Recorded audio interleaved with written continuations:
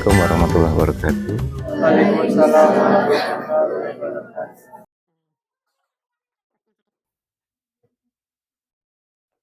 Oke, beberapa pertemuan yang lalu kita sudah mendiskusikan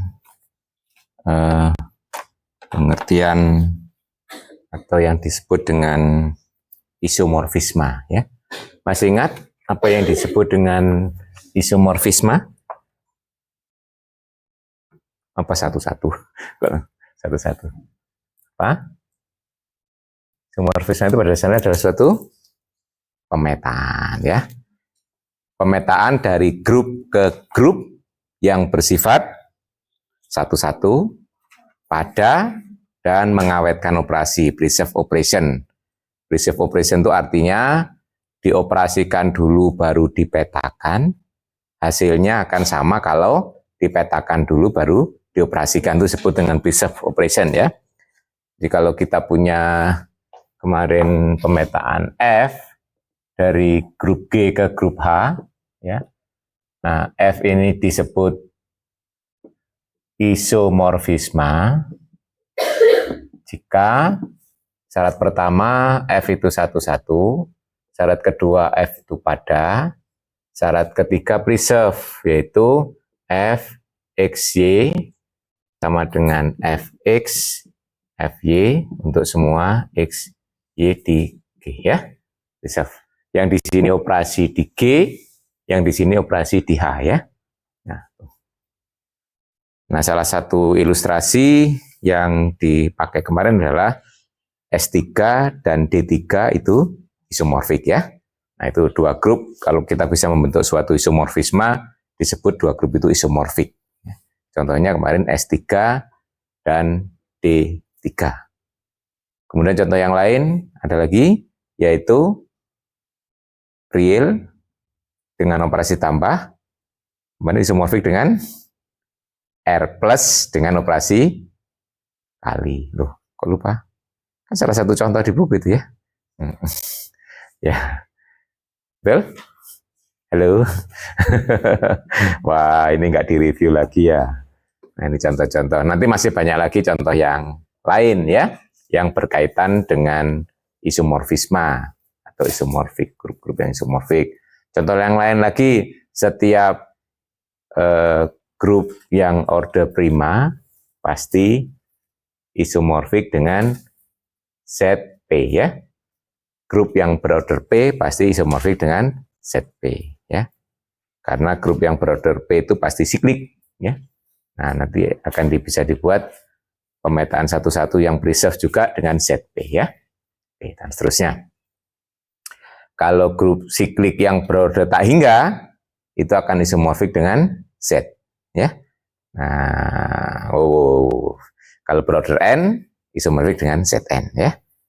Oke, itu banyak contoh-contohnya yang sudah, nanti banyak juga yang bisa dipakai untuk menyelesaikan problem. Nah, sekarang kita perhatikan di sini, kalau kita bekerja dengan definisi ini, sifat 1, 2, itu memang sudah ada waktu kita bekerja dengan pemetaan, walaupun kita tidak dengan grup, ya. Jadi, kalau G dan H itu sebagai himpunan saja, sifat 1 dan 2 itu bisa dimunculkan.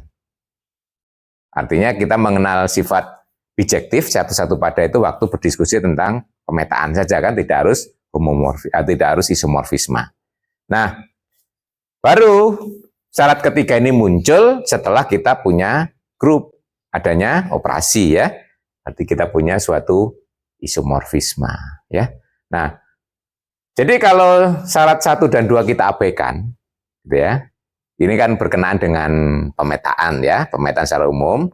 Kita hanya fokus pada persyaratan ketiga. Nah, itu yang kita sebut dengan homomorfisma. Jadi sebenarnya homomorfisme itu memperumum konsep isomorfisma. Artinya seperti isomorfisma tapi tidak harus satu-satu dan pada, gitu loh, ya. Jadi kita hanya melihat mengawetkan operasinya saja, gitu. Preserve-nya saja. Jadi dengan konsep ini akhirnya, ya, isomorfisme itu sebenarnya adalah special case dari homomorfisma. Jadi makanya kalau bukunya itu urutannya membahas homomorfisme terlebih dahulu, nanti isomorfisme bisa didefinisikan berdasarkan homomorfisme. Isomorfisme adalah homomorfisme yang bersifat satu-satu dan pada gitu ya.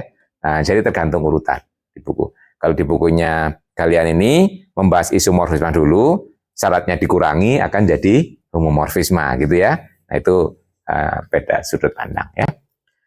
Nah, dengan demikian isomorfisme merupakan contoh dari homomorfisme. Berarti semua isomorfisme yang sudah kita diskusikan kemarin merupakan contoh dari homomorfisme gitu ya.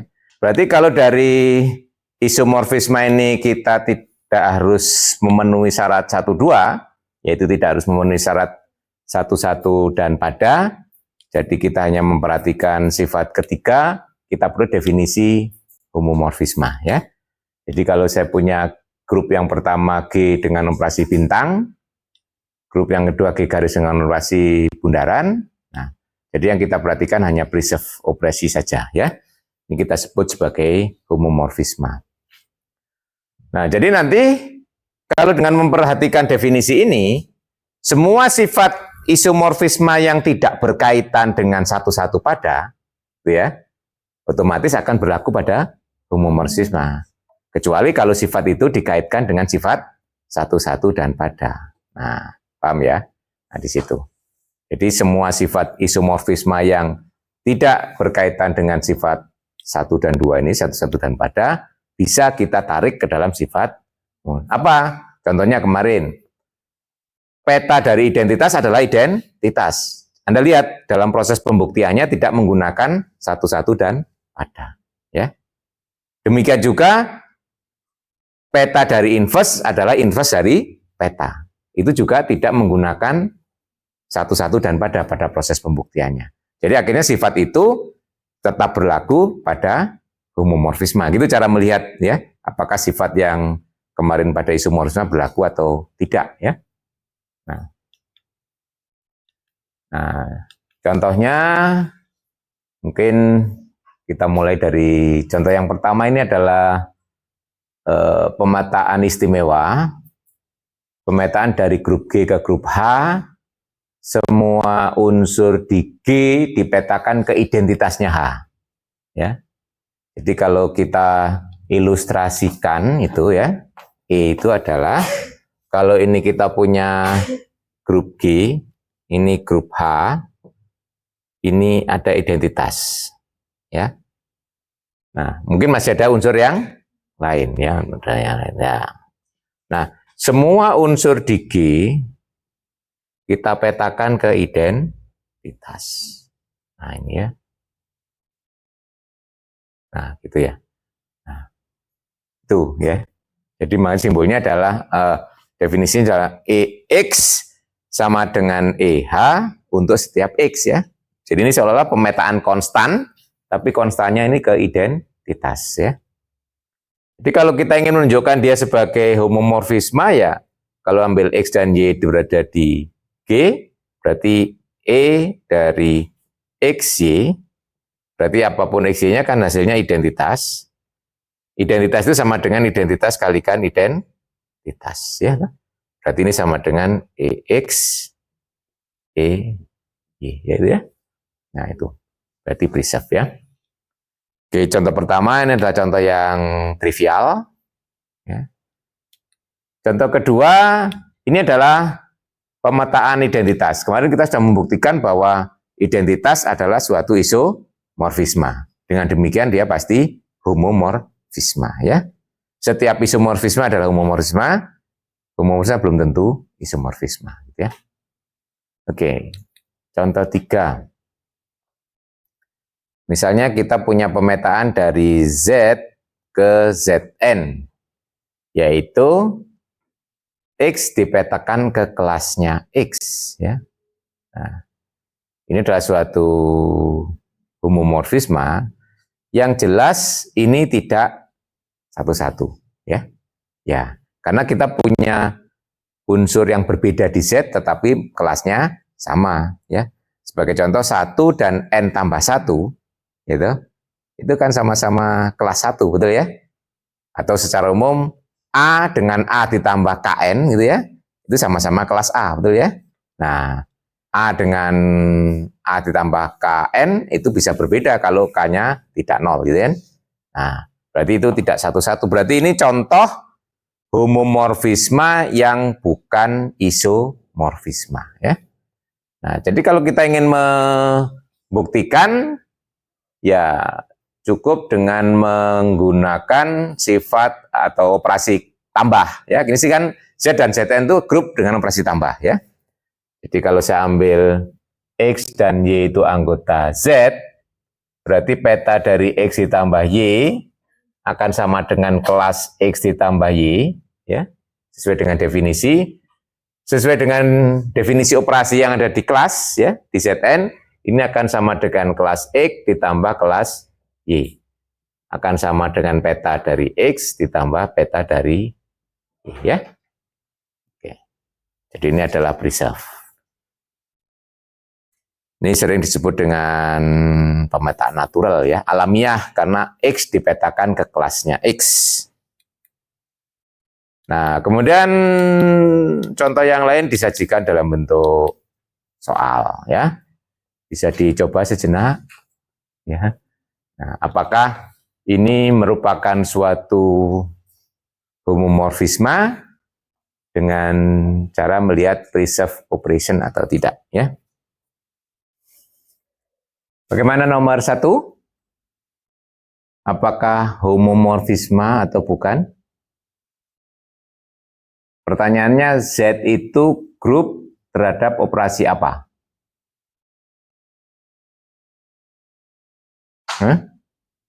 Grup terhadap operasi tambah.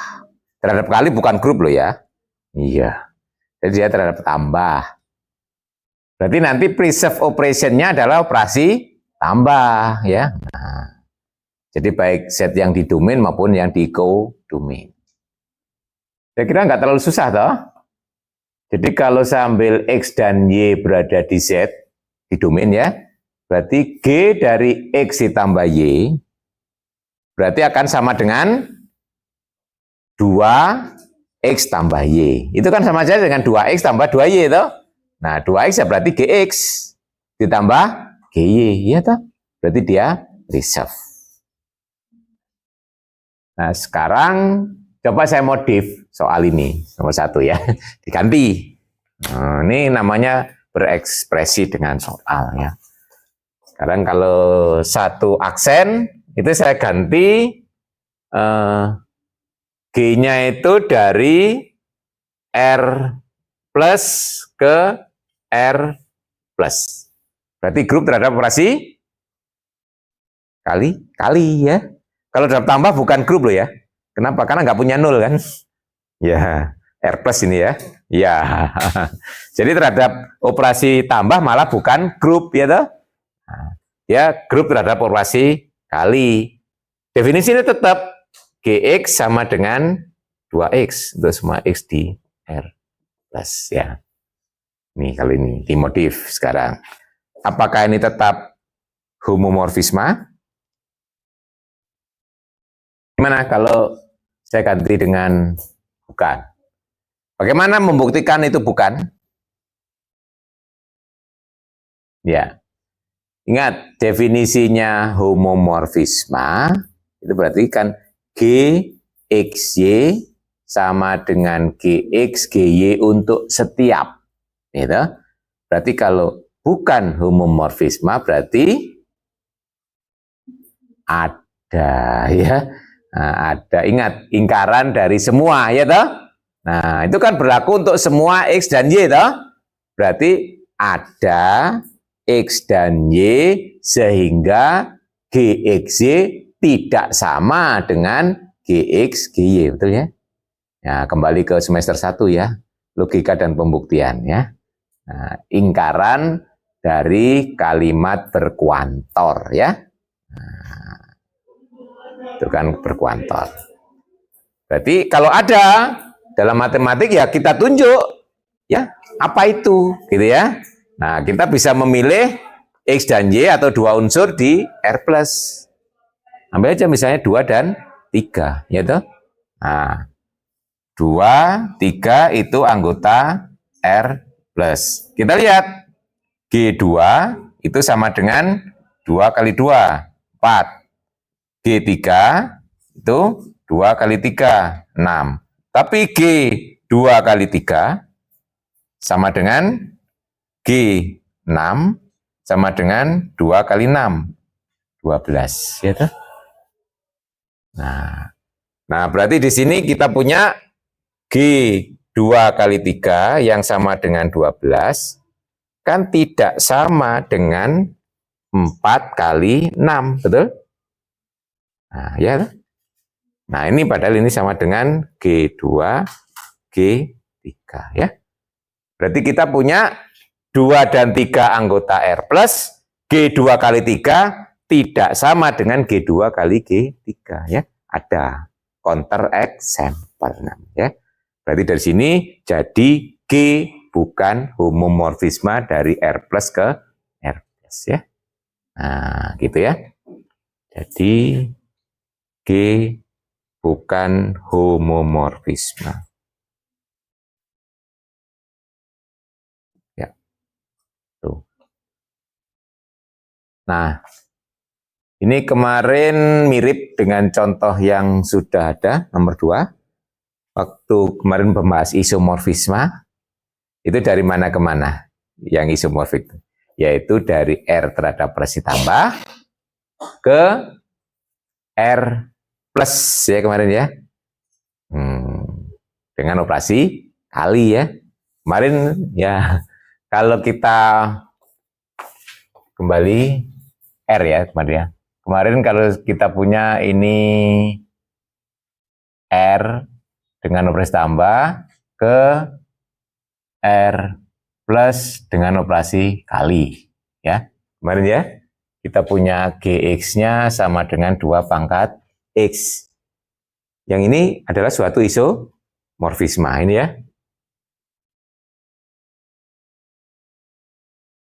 Kemarin ini contoh ya, kemarin sudah ya. Nah, sekarang kita modif di situ, ya toh. G-nya dari Z. Nah, jadi sekarang G-nya dari Z tambah ke R bintang. Nah, operasi kali ya. Gx-nya tetap 2 pangkat X ya. Yang jelas ini tidak pada ya. Tidak pada. Kalau domainnya Z.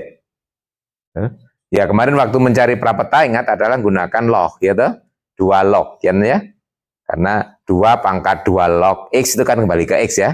Jadi kita kembali ke, nah, jadi kalau kita punya misalkan 10 di domain, di kodomain, kita nggak punya prapeta. Ya kan? Nah, kan tidak ada apa? X anggota Z sehingga Gx sama dengan 10, betul? Nah, 2 pangkat X sama dengan 10 kan nggak ada di Z kan? Nah, itu berarti di sini jadi G itu tidak pada. Ya. Nih. Jadi kalau di sini domainnya kita ganti Z jadi tidak pada kan? Ya. Nah, paling tidak ini bukan isomorfisme. Apakah tetap homomorfisme gitu ya? Preserve. Nah, berarti yang kita lihat adalah preserve-nya ya. Nah, kalau membuktikan preserve-nya saya kira nggak tergantung ini Z atau R kan? Karena pangkat itu kan di real maupun di Z kan sifatnya sama ya. Pangkat dari tambah adalah perkalian dari pangkat masing-masing gitu. Kan gunakan itu preserve-nya ya. Jadi kalau kita gunakan itu, kalau kita punya X dan Y di Z, nah G dari X ditambah Y akan sama dengan 2X ditambah Y ya, gitu ya. Nah, ini akan sama dengan 2 pangkat X dikalikan 2 pangkat Y. Itu berarti G, X, G, Y ya. Jadi ini adalah homomorfisme yang nomor 2 itu, tetapi bukan isomorfisme ya. Karena kita bisa melihat tidak pada. Karena tidak ada 2 pangkat X sama dengan 10 ya ini ya. Contohnya ini ya. Tidak ada X di Z sehingga Gx sama dengan 10 ya. Tidak ada. Itu bukan bukan anggota set. Nah, jadi sebenarnya definisi fungsinya tetap, tapi domain dan kodomainnya bisa kita ganti-ganti, itu bisa melahirkan sifat yang berbeda ya. Nah, ini artinya memang fungsi itu juga harus memperhatikan domain kodomainnya ya. Tidak hanya memperhatikan definisi rule-nya saja ya. Nah, itu. Baik. Nomor 3, ini saya ingin memberikan remarks bahwa Zn itu anggotanya kan merupakan kelas. Ya. Contohnya sini 6, Z6. Nah, karena kelas, ada kemungkinan unsur yang berbeda mempunyai kelas yang sama. Perilaku ini mirip kalau kita punya himpunan koset ya. Nah, koset itu juga ada kemungkinan unsur yang berbeda menghasilkan koset yang sama. Nah, kalau kita menjumpai seperti ini sebagai domain, mutlak dibuktikan well defined ya. Kita punya koset sama itu belum tentu unsurnya sama kan. Nah, kita punya kelas yang sama ya. Kelas A sama dengan kelas B, belum tentu A sama dengan B kan. Nah, itu makanya nanti untuk melahirkan suatu fungsi yang definisinya tergantung X gitu ya, itu harus dibuktikan well defined. Nah, ini yang kadang-kadang kita, nah, jadi kenapa kok harus dibuktikan well defined? Kenapa yang ini tidak ya? Kalau dari Z jelas ya, unsur di Z itu berisi di sini. Kalau berbeda ya pasti berbeda ya. Kalau sama-sama ya toh. Nah, kalau saya punya X sama dengan Y ya X sama dengan Y kalau di Z ya. Jadi di sini tadi di himpunan Z, himpunan R, apa itu well defined seperti ini nggak terlalu penting ya dibuktikan ya. Tetapi kalau kita punya fungsi dengan domainnya itu Zn, ini mirip dengan domainnya itu anggotanya adalah koset, itu mutlak dibuktikan well defined ya. Nah itu. Jadi nanti kalau ketemu seperti itu, kalau nggak ada bukti well defined-nya ya dikurangi gitu ya, tidak sempurna, berarti Anda nggak paham gitu ya. Ya, jadi kalau kita punya pemetaan itu ya, ini kita sebut well defined-nya dulu, nomor 3 ya. Nah, klaim bahwa ini adalah well defined. Nah, kalau well defined berarti kita punya unsur yang sama, berarti misalkan kita punya kelas X sama dengan kelas Y, gitu ya. Berarti akan ditunjukkan peta X, kelas X sama dengan peta kelas Y, gitu ya. Peta dari kelas X sama dengan peta dari kelas Y. Ya. Nah, sekarang apa arti kita punya kelas X sama dengan kelas Y, ya? Karena kelas X sama dengan kelas Y, maka apa? Nah, ingat dua kelas itu sama jika kembali ke definisi modulo. Berarti kan X modulo 6 ini kan kongruen dengan Y modulo 6, betul? Nah, apa artinya X kongruen dengan Y modulo 6? Dan itu kalau itu kelasnya sama berarti kan dia kongruen toh? Nah, itu kan. Ya, atau 6 membagi selisih. Nah, itu kan banyak ya, X dikurangi Y, betul? Jadi itu banyak memang sifat yang bisa kita gunakan. Bisa selisih X dan Y kelipatan 6. Atau X dan Y kalau dibagi 6 menghasilkan sisa yang sama. Atau kita bisa menyatakan X sama dengan Y ditambah kelipatan 6K kali ini ya. Tuh. Kita bisa melihat itu. Nah, di sini yang praktis saya gunakan yang itu kan kita gunakan salah satu bisa ya. Saya gunakan bahwa 6 membagi X min Y ya. Jadi di sini X min Y bisa saya tulis 6K untuk suatu K. Nah, sekarang kita mundur. Yang mau kita tuju adalah ini. Ya. Ini kan yang akan dibuktikan. Nah, kita butuh apa untuk membuktikan ini ya? Ya. Ini kita tanyakan, ini namanya bekerja mundur. Yang merah ini saya anggap di dalam buram gitu ya. Berarti itu artinya kan berarti kelas 2X sama dengan kelas 2Y, betul kan? Petanya. Nah, ini artinya 6 membagi apa? 2X dikurangi 2Y. Betul? Ini arti ini ya. Ini berarti 2X dikurangi 2Y harus sama dengan 6T, gitu kan? Nah, terus kita hubungkan dengan ini, gitu. Nah, betul? Nah, ini kan yang diketahui, ya toh? Nah, berarti kita kalikan 2, gitu loh ya. Nah, gitu. Ide pembuktian tuh begitu ya. Menyambungkan antara yang diketahui dengan yang mau dicari. Yang merah itu kan yang mau dicari, gitu kan? Nah, ini kita teruskan. Berarti kita kalikan 2, berarti 2X dikurangi 2Y akan sama dengan 6 dikalikan 2K.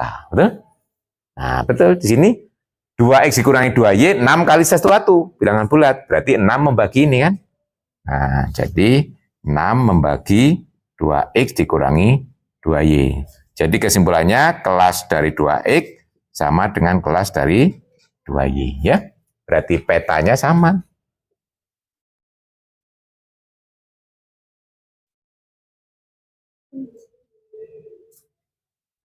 Ya. Jadi bukti bahwa pemetaannya adalah well defined, oke. Nah, jadi tinggal menunjukkan preserve. Preserve-nya jauh lebih mudah karena hanya menggunakan sifat operasi ya. Jadi yang kedua,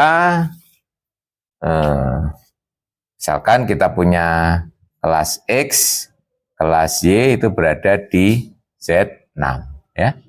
Jadi kita punya ini kelas X ditambah kelas Y itu akan sama dengan peta dari kelas X ditambah Y ya.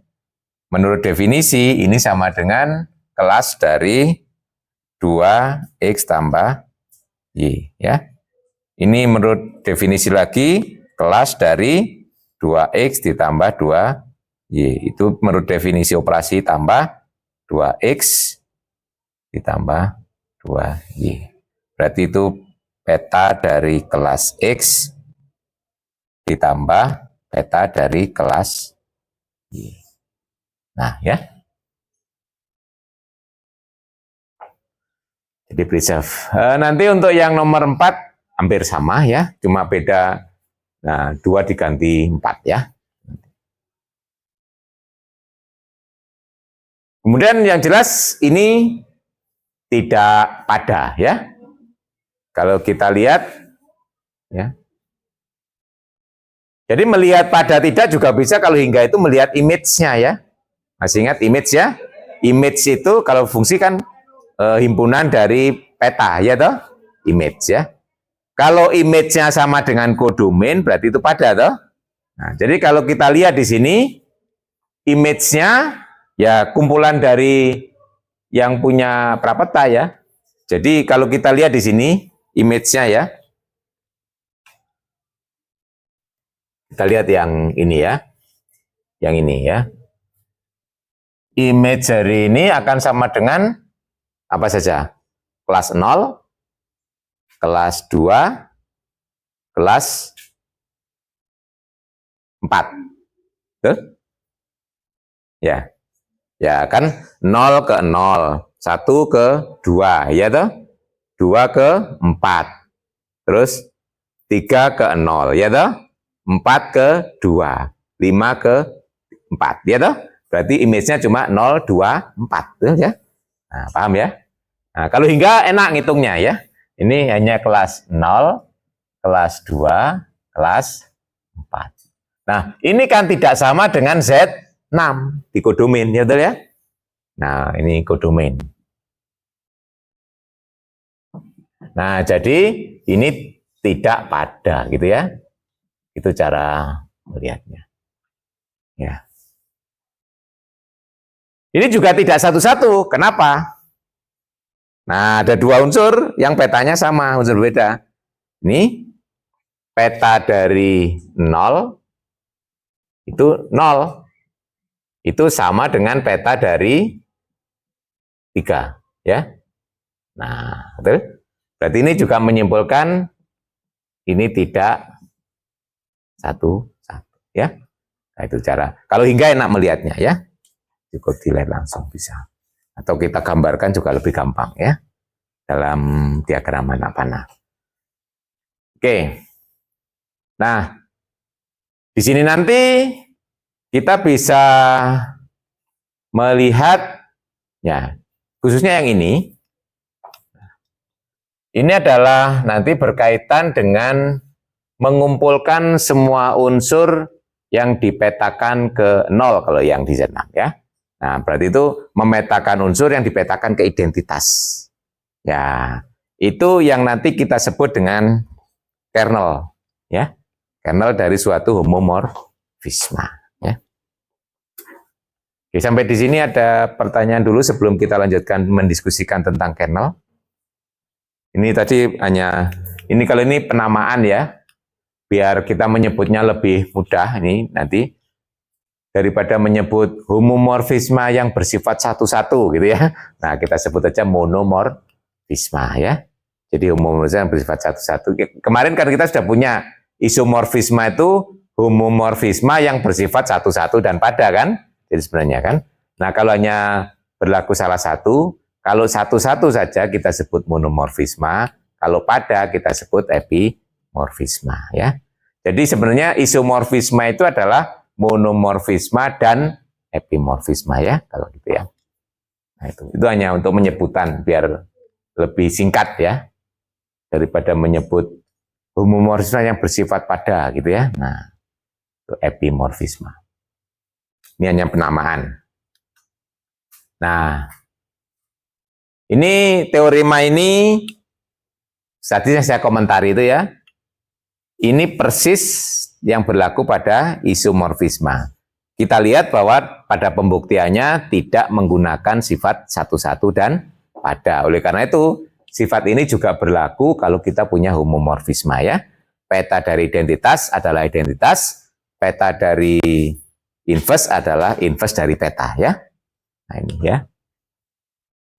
Ini kan peta dari inverse, inverse dari peta, ya. Jadi akhirnya teorema ini ya tetap berlaku pada homomorfisme. Buktinya silakan lihat lagi di bukti yang ada di isomorfisme persis, ya. Nah, karena tidak menggunakan satu-satu dan pada. Nah, ini yang kita sebut kernel tadi. Contohnya di sini kalau kita punya tadi kelas X dibawa ke kelas Y, ya kelas 2X, ya. Itu kernelnya adalah 0 dan 3, ya, yang dipetakan ke 0, ya. Nah, ini kernel. Jadi kernel itu yang dipetakan ke identitas. Contoh banyak, ya, dari contoh-contoh kita tadi, kita bisa cari kernel, ya. Yang contoh yang ini tadi kita kan punya mappingnya adalah I dari Z6 ke Z6, peta dari kelas X adalah kelas 2X, ya. Nah, di sini kalau kita lihat kernelnya adalah kelas 0 dan kelas 3, ya. Kalau kita punya yang tadi, ya, GX sama dengan 2X, ya, yang dari Z ke Z, ya. GX sama dengan 2X. Kernelnya apa? Hah? Nah, 0, ya. Yang tadi 0 aja. Yang kita punya G dari Z ke Z, yang tadi GX sama dengan 2X, kernel dari G 0 saja, ya. Identitas saja. Kalau yang ini, yang kemarin sudah kita buktikan isomorfisma, kernelnya apa ini? Anggota dari R yang dipetakan ke 1, ya toh? Sini kan identitasnya 1. Apa? 0 aja juga, ya toh? Kan kapan 2 pangkat X sama dengan 1, kan? Nah, 0 aja, ya. Contoh di sini, ya. Yang ini contoh lagi, ini kernelnya juga 0 saja. Ini juga sama, ini juga 0 saja. Nah, apa yang menarik di sini? Ya. Nah, ada kaitan antara 11 dan kernel ya. Di sini lihat ya. Yang ini tadi ya. Mana ini? Yang ini dari Z6 ke Z6 ini tidak 11. Kernelnya di sini ada 0, ada 3 ya. Ini 11. Kernelnya cuma 0 aja, yaitu identitas saja kan. Nah, ini 11. Kernelnya cuma 0 aja, yaitu identitas saja. Demikian juga yang ini ya. Nah, jadi nanti kernel itu ada kaitannya dengan 11 ya. Nah, artinya Pak, kalau kita punya homomorfisme itu 11, kernelnya pasti isinya cuma identitas saja ya. Nah, itu penting ya. Jadi nanti ini adalah salah satu cara juga tools untuk membuktikan suatu homomorfisme itu 11 atau tidak. Bisa dilihat dari kernelnya. Kernel kan hanya menghitung gitu ya. Nah, kalau membuktikan 11 kan dengan menggunakan sifat. Fungsinya sama, kita petanya sama, kita tunjukkan unsurnya sama, itu kan ya prosedurnya.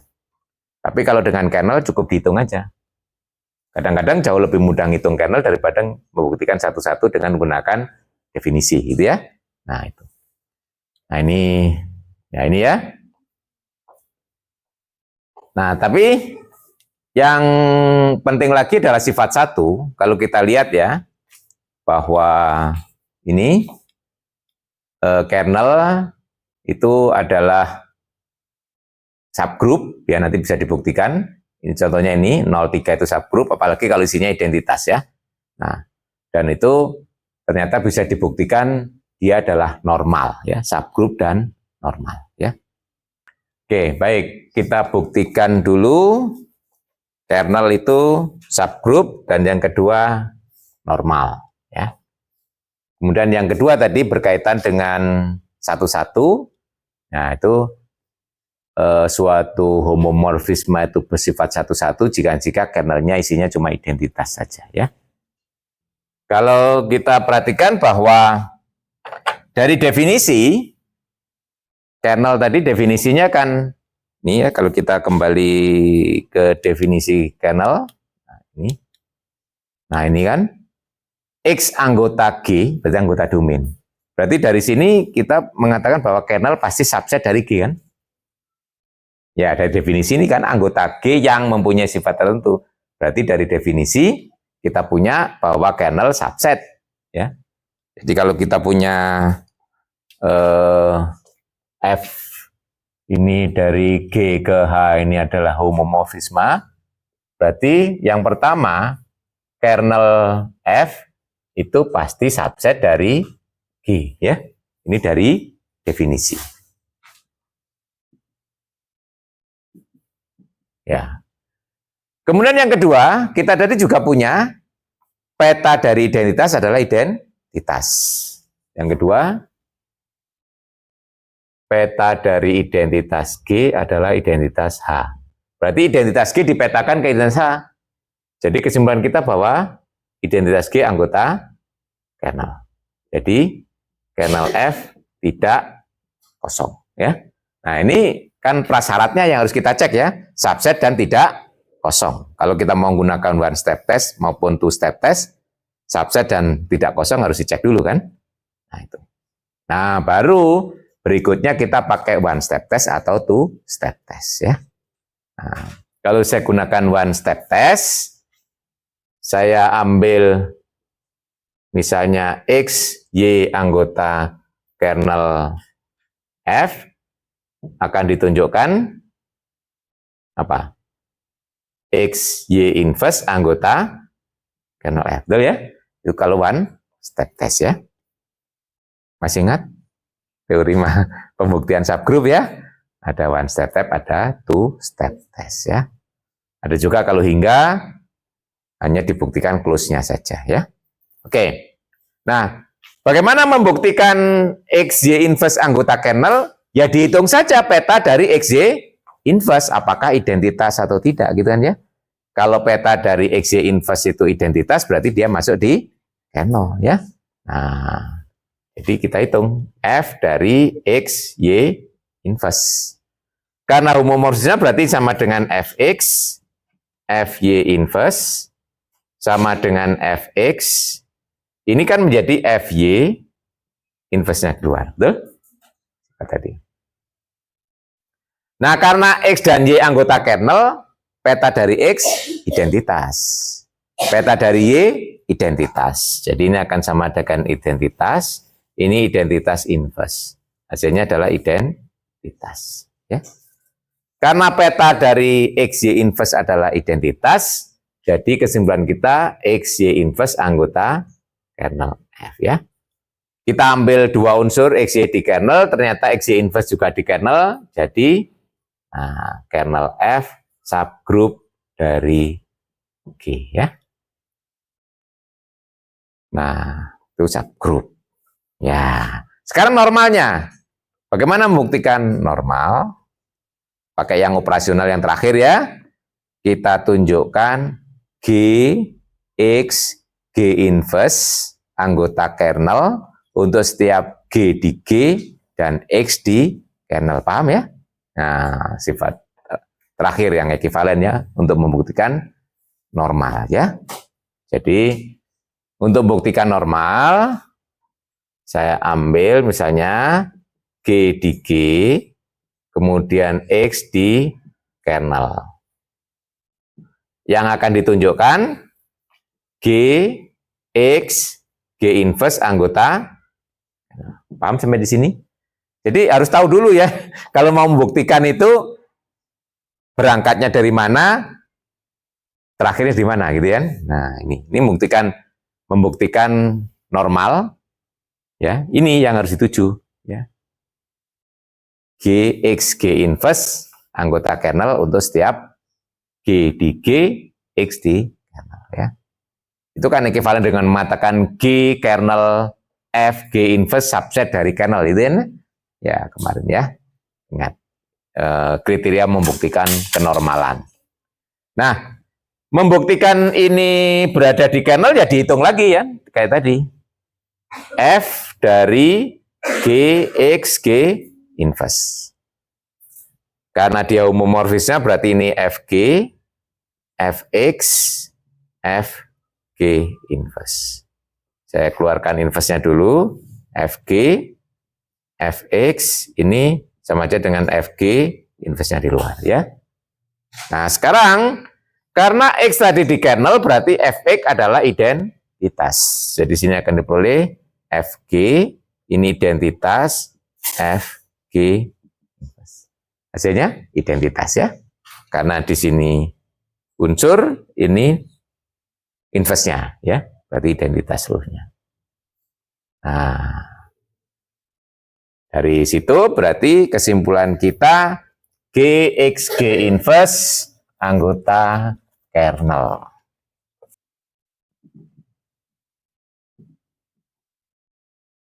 Jadi kernel F subgroup normal dari G ya.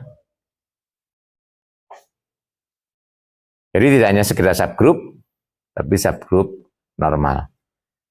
Tapi nanti image itu hanya subgroup saja dari kodomain ya. Tidak normal, tidak harus normal gitu ya. Kalau image ya, kalau image kan berada di kodomain. Itu hanya subgroup saja. Nah, saya beri remarks di sini ya. Ini nanti ada kaitannya dengan diskusi kita pekan depan. Karena kita punya kernel F itu subgroup normal. Ingat, kalau kita punya subgroup normal, kita punya grup faktor. Betul? Ya. Jadi sini nanti kita punya grup faktor G per kernel F ya. Nah, ini akan menjadi suatu grup ya. Ya. Yang isinya ya koset ya toh. Ini kalau dilihat ya nanti isinya adalah himpunan koset G kernel F ya. Gitu kan ya. Ya. Isinya koset ya. Nah, ini nanti sebagai bahan diskusi kita pekan depan bahwa nanti kita akan membuktikan bahwa G dibagi kernel adalah grup, ya. Ini dari pembahasan yang lalu. Ternyata ini nanti akan isomorfik dengan image-nya F, ya. Itu nanti yang kita sebut dengan teorema isomorfisme pertama, ya. Ya, itu nanti bahan diskusi kita pekan depan, ya. Nanti ada itu isomorfisme pertama, kedua, ketiga, ya. Yang esensial itu yang pertama. Kenapa? Karena yang kedua, ketiga nanti akan bisa dibuktikan dengan yang pertama, ya. Tuh. Itu nanti ya sementara dipending dulu ya biar penasaran. Nanti kita diskusikan pertemuan terakhir di kuliah, ya. Pekan depan kan pertemuan ke-15 ya. Nah, puncaknya. Oke. Sekarang kita lihat bahwa kernel itu akan ada kaitannya dengan sifat satu-satu, ya. Nah, satu-satu jika kernelnya itu, ya. Karena dua arah, kita buktikan baik ke kanan maupun ke kiri, ya. Kalau punya kita F itu dari G ke H homomorfisme grup. Nah, kernel dari F itu hanya identitas saja jika F-nya satu-satu, ya. Nah, yang ke kanan kita punya misalkan kernel F itu isinya cuma identitas saja. Yang akan ditunjukkan F-nya satu-satu. Nah, menunjukkan fungsi itu satu-satu, kita berangkat, misalkan kita punya dua unsur, petanya sama, kita tunjukkan dua unsur itu sama, ya. Jadi, misalkan kita punya X dan Y itu anggota G dengan Fx sama dengan Fy, ya. Yang akan ditunjukkan X sama dengan Y, gitu kan? Nah, itu prosedur menunjukkan fungsi bersifat satu-satu, ya. Nah, sekarang karena kita punya Fx sama dengan Fy, maka kita punya apa? Fx, Fy inverse sama dengan identitas. Betul? Paham sampai di sini? Identitasnya H ya ini ya. Karena di Fx dan Fy kan di H, ya. Padahal yang ini akan sama dengan Fy inverse Fx. Betul? Ini berarti akan sama dengan Fx Y inverse. Betul? Nah, jadi Fx Y inverse sama dengan identitas. Kesimpulan kita, Xy inverse anggota kernel. Betul? Kernelnya ternyata isinya cuma identitas, ya. Nah, jadi ini harus sama dengan ini kan? Nah, jadi X Y inverse harus sama dengan. Jadi ya. Nah, jadi di sini sudah terbukti bahwa F-nya bersifat satu-satu. Nah, yang ke kiri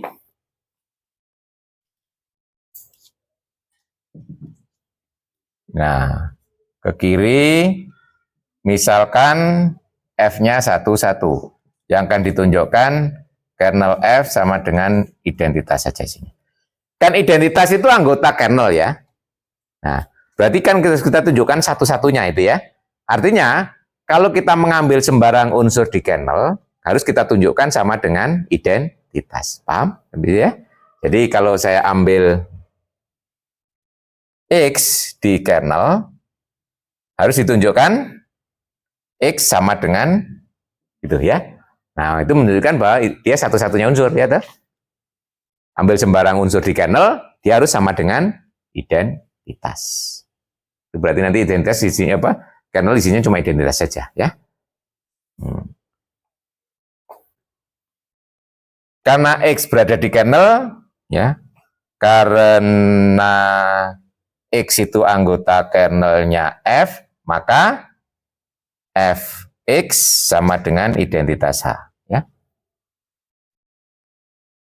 Padahal identitas H itu sama dengan apa? Peta dari identitas G, betul? Jadi, kita punya Fx sama dengan identitas H sama dengan F, E, G. Betul? Saya punya Fx sama dengan Fy. Karena F-nya 1,1 berarti X sama dengan Y. Itu. Nah, ini kan hipotesisnya F-nya 1,1.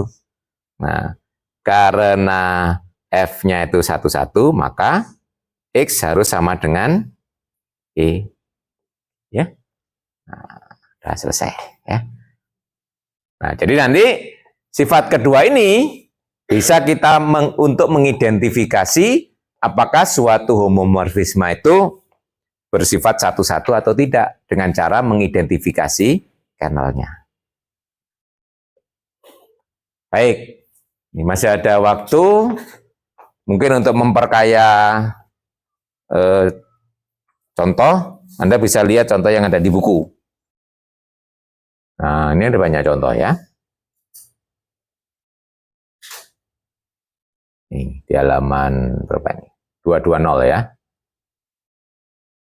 Yang berkaitan dengan kernel. Nah, kurang ke kanan. Ya, biar besar. Kebaca kan? Cukup besar kan? Nah, contoh 1. Any isomorphism is homomorphism. Betul ya? Itu statement itu benar ya. Setiap isomorfisme adalah homomorfisme yang juga pada dan satu statement. Dalam kalimat pertama oke ya. Itu bahwa setiap isomorfisme adalah homomorfisme yang bersifat pada dan satu ya. Oleh karena itu kesimpulannya kernel dari isomorfisme is the trivial subgroup. Trivial itu adalah isinya identitas saja ya. Jadi dengan menggunakan teorema tadi, karena isomorfisme itu adalah homomorfisme yang 1,1, maka kernel dari isomorfisme pasti isinya identitas saja ya. Tuh, paham ya? Nomor 1 saya kira mudah. Karena 1,1. Nomor 2. Nah, ini kita sudah kenal dengan GL2R dan SL2R. Pemetaan dari GL2R ke R bintang. GL2R itu adalah grup matriks 2x2, determinan tidak 0, operasinya kali matriks. R bintang, grup bilangan real ya, bilangan real, operasinya kali. Nah, pemetaan dari GL2R ke R bintang, di mana matriks A dipetakan ke determinan A, itu adalah suatu homomorfisme. Itu 1 ya. Kemudian homomorfisme itu dapat ditunjukkan bahwa kernelnya adalah SL2R, gitu ya. Itu maksud dari contoh 2. Jadi Anda harus mengurai one by one. Lihat dulu homomorfismenya, ya toh. Nah, cara membaca itu begitu, diurai pelan-pelan, ya. Jadi example 2 itu maksudnya, jadi saya sebut saja pemetaan itu D. D itu adalah pemetaan dari GL2R ke R bintang, ya. Matriks A dipetakan ke determinan A, gitu ya. Nah, kita klaim dulu bahwa D ini adalah homomorfisme grup, gitu ya. Harus diurai, paham kalian? Klaim bahwa D homomorfisme grup, ya. Nah, caranya adalah saya ambil 2 unsur A dan B di GL2R. Saya hitung D dari AB, ya. D dari AB menurut definisi adalah determinan dari AB.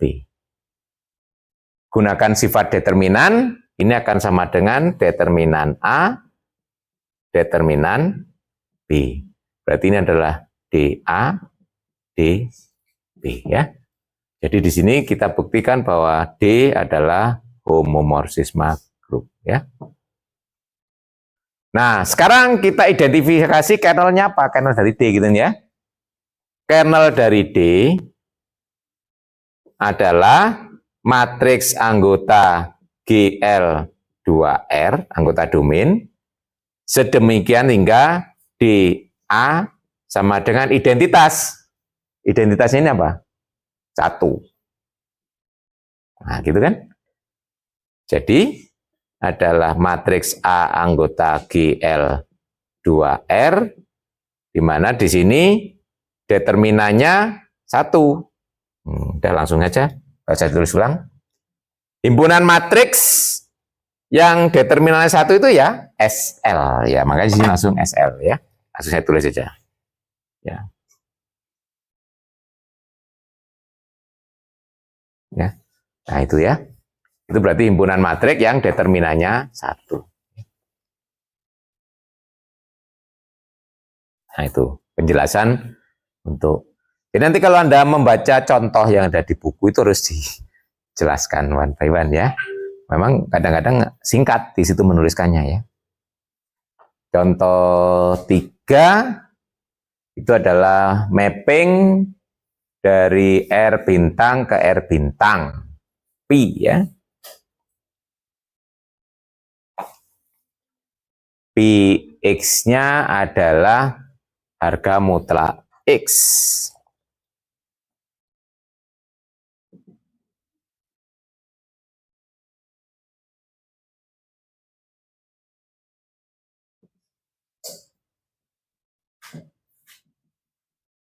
Nah, kita bisa buktikan dulu bahwa ini adalah homomorfisme ya. Jadi kalau sambil misalkan X dan Y anggota R bintang, Pi dari XY, ini R plus R bintang grup dengan operasi kali ya. Itu berarti harga mutlak. Nah, sesuai dengan sifat harga mutlak ya. Harga mutlak dari perkalian adalah harga mutlak masing-masing. Berarti ini sama dengan Pi X, Pi Y ya. Jadi kita punya Pi adalah homomorfisme grup ya. Nah, sekarang kernelnya apa? Kernel dari Pi adalah X berada di R bintang di domain, sedemikian hingga Pi X sama dengan 1 ya identitasnya. Tahu X anggota R bintang, harga mutlak X sama dengan 1. Nah, apa yang harga mutlaknya sama dengan 1? Ya min 1 dan 1 ya toh. Himpunan min 1 ya. Tuh. Nah, ini nomor 4 juga hampir sama. Ini dari polinom ke dirinya sendiri, turunan. Suatu polinom dipetakan ke turunannya. Nah, ini membuktikan homomorfismenya cukup dengan menggunakan sifat dari turunan. Polinom ini grup dengan operasi tambah ya. Kalau dengan kali, bukan grup loh ya polinom ya. Kan nggak punya inverse. Inverse dari polinom itu belum tentu polinom kan ya. Contohnya X. Inverse dari X kan seper X. Seper X bukan polinom ya toh. Nah, jadi polinom itu grup dengan operasi tambah. Terhadap kali bukan grup ya. Polinom itu pangkatnya kan harus 0 atau positif kan ya. Pangkat negatif bukan polinom. Ya. Nah, ini sesuai dengan sifat membuktikan homomorfisme hanya menggunakan sifat turunan. Turunan dari tambah adalah tambah dari turunan masing-masing, itu kan ya. F ditambah G diturunkan, kan sama saja dengan F turunan ditambah G turunan, betul? Nah, jadi membuktikan homomorfisme hanya menggunakan itu, saya kira ya. Nanti kernel, ya, karena operasinya tambah itu kan berarti identitasnya 0 kan ya. Berarti kernel itu adalah anggota polinom yang turunannya 0, betul? Nah, kalau turunannya 0 berarti polinom konstan. Konstanta tuh. Ya, itu makanya di situ ditulis kernelnya adalah himpunan semua polinom konstan, ya. Ikut ya. Nanti contoh yang lain bisa dilanjutkan. Terus saya memberikan remark atau tugas untuk membaca lebih jauh sifat ini, ya. Sifat yang di teorema 10.1 ini sebagian sudah dibuktikan, ya. Yang satu sudah, ya, bahwa homomorfisme itu akan membawa identitas ke identitas, ya. Itu sudah kita buktikan. Yang kedua, itu adalah peta dari perpangkatan adalah perpangkatan dari peta. Ini sebagai akibat dari definisi homomorfisme, ya, bahwa fxy sama dengan fx fy gitu, ya. Nah, itu akan melahirkan pangkat, ya. Cuma di sini karena di situ n-nya adalah seluruh n di Z, hati-hati. Harus di kasus, ya kan? N-nya positif, nanti buktinya langsung menggunakan definisi n-nya 0 dan n-nya negatif. Ingat ya kalau pangkat negatif, ya. G pangkat min 5 itu artinya adalah, nah, inverse dari G dipangkatkan 5 tuh. Paham? Nah, jadi itu, ya. Kalau G pangkat 5 enak, kan? G kali G kali G sebanyak 5. Langsung gunakan definisi homomorfisme langsung, ya. Pangkat. Nah, tapi kalau negatif hati-hati, ya toh. G pangkat min 5 itu artinya inverse dari G pangkat 5. Jadi nanti peta dari G pangkat min 5 itu berarti nanti harus diubah ke peta dari G inverse pangkat 5, gitu kan, ya. Nah, itu cara pembuktiannya. Nanti silakan dicoba. Kalau kesulitan nanti bisa ditulis di forum, ya. Nah, itu nomor 2 menggunakan definisi pangkat. Kalau nomor 3 itu menggunakan akibat teorema Lagrange, ya. Nah, yang ini. Kalau X pangkat K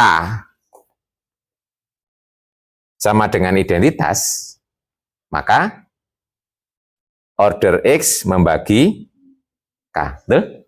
Nah, itu digunakan untuk membuktikan sifat nomor 3. Berarti caranya apa? Nah, agar ini nomor 3 ada remarknya enggak, ya? Saya lihat di pembuktiannya. Nanti saya jelaskan malah. Oh ya, 3 itu hampir ada remarknya walaupun singkat. Jadi situ nomor 3, kalau dimisalkan ordernya itu N, ordernya dari G, ya. Order dari G itu N. Nah, itu hanya dihitung aja, ya, kalau kita lihat di situ, ya. Jadi kalau dimisalkan order G-nya itu N, nah nomor 3 itu caranya saya eksplisitkan, ya, itu mungkin Anda agak bingung melihat catatan itu. Kalau misalkan N itu sama dengan order dari G, berarti di sini kan kita punya G pangkat N itu identitas, betul, ya? Nah, ya identitas di domain sebenarnya, kan, ya? Nah, terus kita hitung pi G pangkat N, berarti kan sama dengan pi E, betul, ya? Berarti sama dengan identitas juga, toh? Tapi identitas di kodomain, ini kan, ya? Nggak saya beri tanda, ya. Nah, ini kan sama dengan pi G pangkat N. Paham, ya? Nah, berarti N membagi order ini, kan? Betul? Tuh. Sorry, kebalik. Order ini bagi N, ya. Ini tadi, ya. Ya. Kalau X pangkat K sama dengan identitas, berarti order X membagi K.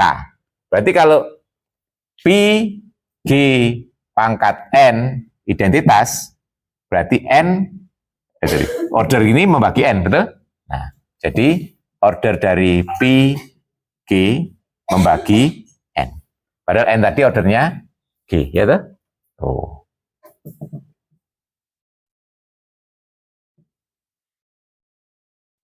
Nah, gitu kan kesimpulannya. Sifat ketiga. Ini sudah saya jelaskan, ya. Nanti 4, 5 clear di sini ya, tinggal Anda baca. Lengkap. Bukti 4, 5, 6 ada di sini ya. Nah, 4 ini ada penjelasannya, 5 ada penjelasannya, 6 ada to prove property 6, to prove property 5, to prove property 4 ya. Ini 4, 5, 6 ada buktinya ya. Nanti Anda coba latihan membaca. Ini latihan membaca ya. Nah, sehingga sifat ini nanti akan bisa dibuktikan. Tuh, jadi itu kasih itu. Nah, sampai di sini ada yang ditanyakan? Nanti untuk pekan depan tadi sudah saya beri intro. Kita akan memanfaatkan bahwa kernel tadi subgroup normal. Berarti domain dibagi kernel akan merupakan grup faktor. Nah, teorema isomorfisma yang pertama itu akan membuktikan bahwa domain dibagi kernel itu nanti akan isomorfik dengan image ya. Nah, itu akan kita diskusikan pekan depan. Kemudian dari teorema itu nanti muncul teorema kedua, teorema ketiga ya. Itu sebagai puncak topik kita ya, teorema isomorfisma. Saya kira cukup. Kalau tidak ada pertanyaan, ada yang ditanyakan? Ya, saya ingatkan pekan depan sudah kuliah terakhir, dan 15 tugasnya ya. Nah, segera diselesaikan. Jangan tertawa, tinggal 2 pekan lagi ya. Oke, kita ketemu lagi pekan depan dengan topik terakhir yaitu tentang teorema isomorfisma ya. Oke, assalamualaikum warahmatullahi wabarakatuh.